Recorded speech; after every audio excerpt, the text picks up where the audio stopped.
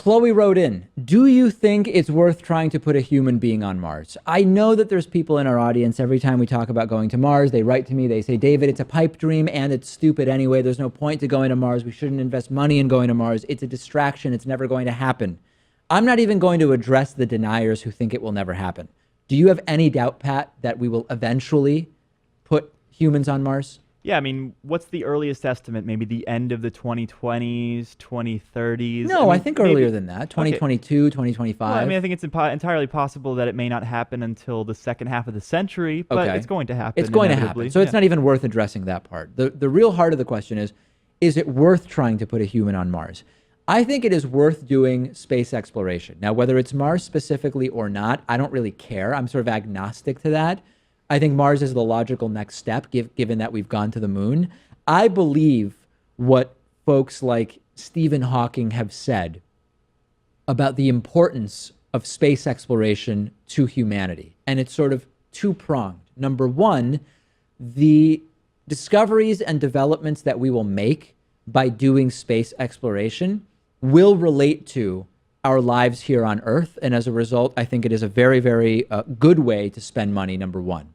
Number two, also for the purposes of political cooperation, I think it is a very good idea to be doing space exploration. And we've seen historically, even in the early, in the limited 50 years we've had of humans doing space exploration in the sort of semi-modern fashion, we've seen countries that might have been having pretty significant political disagreements outside of the space exploration world successfully work together, even during pretty difficult periods of time politically. So I agree with Neil deGrasse Tyson, who on our program has said, space exploration does bring countries together, and I completely support it on that front as well. Right, and I think if we care about our legacy when it comes to our generation, we would push for this too. We had Robert Zubrin on a few months ago at this point, who's from the Mars Society, and he is an Earthling, he's not a Martian. Right. And he says that, in 1492, there was a peace deal between England and France. There was a new pope, but we don't really remember that stuff. What we remember is Christopher Columbus sailing across the Atlantic Ocean, right, and sparking all of this,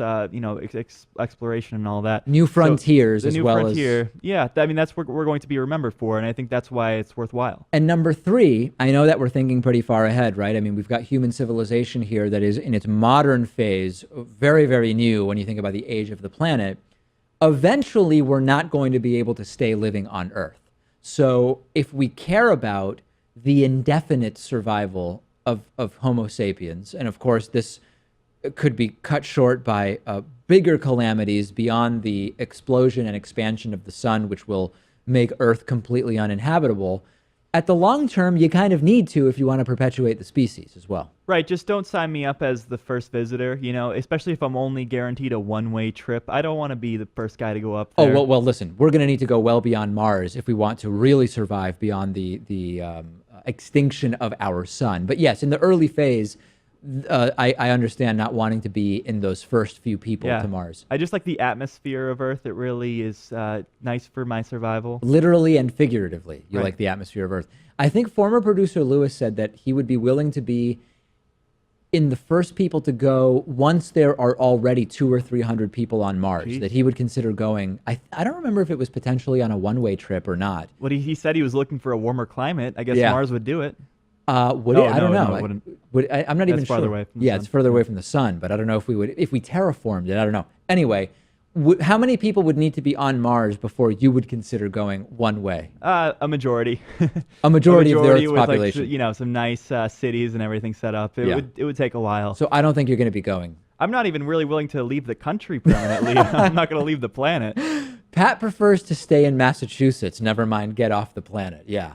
Okay, so yes, Chloe, I think it is worth trying to put a human being on Mars for endless scientific and political reasons. That's it for today. Fantastic bonus show. We are off on Monday and Tuesday for the 4th of July holiday. We will next speak to you on Wednesday, unless you're a member, in which case we'll talk to you in just a few minutes on the bonus show. Sign up, davidpakman.com/membership. If you want a discount, use the coupon code IVoted17.